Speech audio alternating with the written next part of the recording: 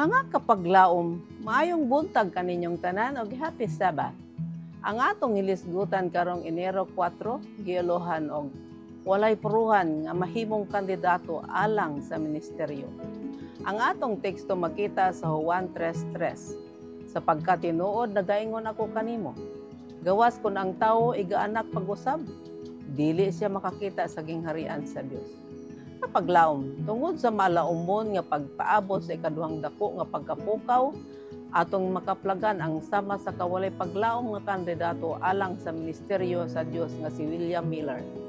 Sa pangidaron nga 20, natawo siya sa 1782. Siya mas interesado sa pagyaga-yaga sa mga magawali, inay nga sundugon sila.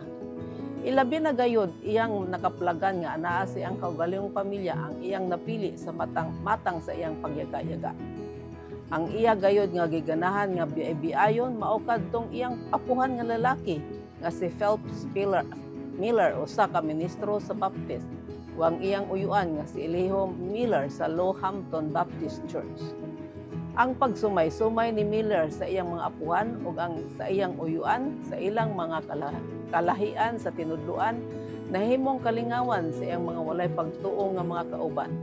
Iyang gisundog-sundog ang iyang mga paryente sa dakong katawanan sa mga pulong tuno sa sinultian, mga pulong nga panglihok kada sigon ug bahin pa sa kaguol nga ilang gipakita sa mga tawo nga sama kaniya. Sa likod sa kalingawan iyang mga higala, kadtong gihimo ni Miller mao'y nagpakita kung kinsa siya. Sama sa ubang mga batan-on sa panahon sa paspas nga pagkausab sa kultura, si Miller nakaagi og crisis sa iyang pagkatawo nga gitawag sa English nga identity crisis.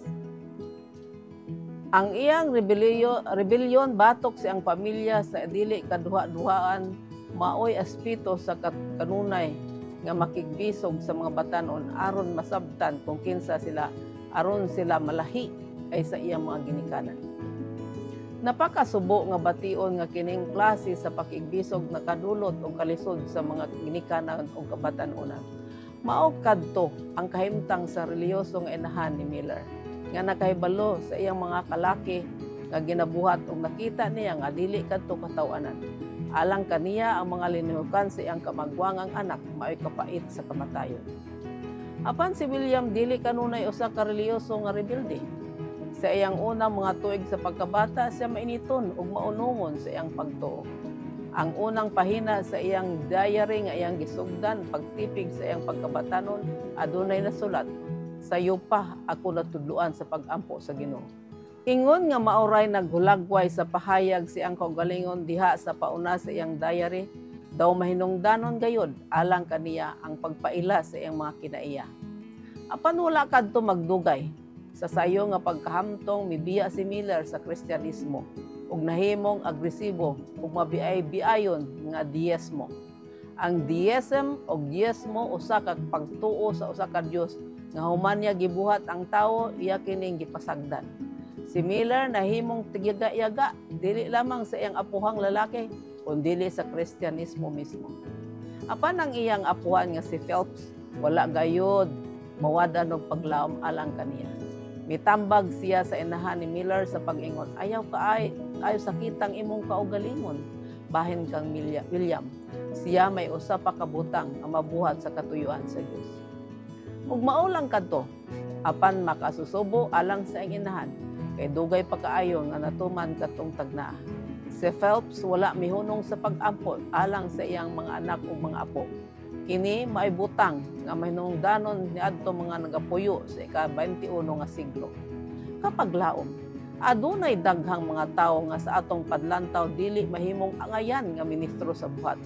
Apan bisan pag unsa kadaotan ang tawo, kun ang Dios na gani ang mutawag, bisan og unsa nga klase sa tawo sa mata sa katilingban, siya mahimong magbubuhat alang sa Dios. Busa ato kanuna iampo ang atong mga kabatan-onan. Labi na gayud kadtong nakigbisog sa ilang identity crisis. Sila mga bililhon at tubang sa Ginoo, sila gamiton alang sa iyang buhat. Mag-ampo kita. Diyos ug may gugmao na mo nga man sa langit. Salamat nga ikaw nagaandam na daan og dalan aron ang imong katawhan dili may salaag. Ikaw nagagamit ang mga katawhan nga sa iyo tan-ong pagtanaw dili angayan sa pagbuhat alang sa ilang sa imong gingharian. Salamat sa imong pagtawag kanila, na pinaagi kanila ang imong kamaturan padala sa tibuok kalibutan. Sa ngalan ni Hesus. Amen.